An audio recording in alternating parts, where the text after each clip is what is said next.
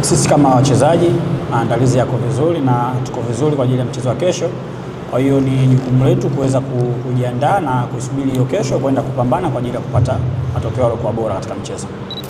Vyote naweza nikasema vipo katikati, kwa sababu ukiangalia michezo ambayo tumeshinda haiwezi kuwa sawa na mchezo ambao tunakwenda kucheza kesho. Kwa hiyo ni wajibu wetu kuweza kufocus na kuwa makini na mchezo wa kesho, lakini yote kwa yote ni kuweza kupambana kuweza kupata pointi 3 katika mchezo huo. Mchezo huo ni muhimu sana, kwa sababu ni moja kati ya michezo ambayo tunaishiriki katika ligi kuu yetu. Kwa hiyo tunazihitaji hizo pointi 3 ili kuweza kujiweka vizuri katika nafasi yetu ya kwanza. Kwanza, jambo la kwanza ni uzuri kwamba kila mchezaji anaona, na kwa sababu ana mitandao, kwa hiyo anaona na anajua umuhimu wa mchezo huu. Lakini tunapokaa sisi kama wachezaji kwa pamoja ni kuweza kutiana hamasa na kuambiana jinsi gani huu mchezo unachukuliwa. Kwa hiyo kila mchezaji akae afocus na ajue wananchi wanahitaji nini katika mchezo wa kesho, na uzuri tayari kila mtu anaona ile hali. Kwa hiyo tunajiandaa sote kwa pamoja na tutashirikiana kuweza kufanya vizuri kwenye mchezo huu.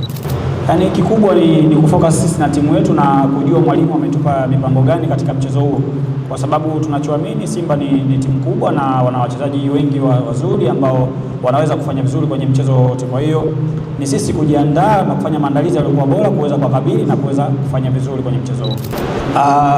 Kwa sababu tuna madaktari ambao wanajua jinsi ya kuwarudisha wachezaji kwenye hali yao ya kawaida, lakini pia na mazoezi ambayo tuna training na mwalimu, kwa sababu tumetoka kucheza michezo mfululizo. Kwa hiyo anatambua tupe mazoezi ya aina gani na tuweze kujiandaa kwa jinsi gani kuelekea kwenye mchezo huo ili tufike tukiwa tuko vizuri. Kwa hiyo hii ni timu kubwa na sisi ni wachezaji wakubwa, tunatambua nini cha kufanya kwenda kukabili kwenye huo mchezo.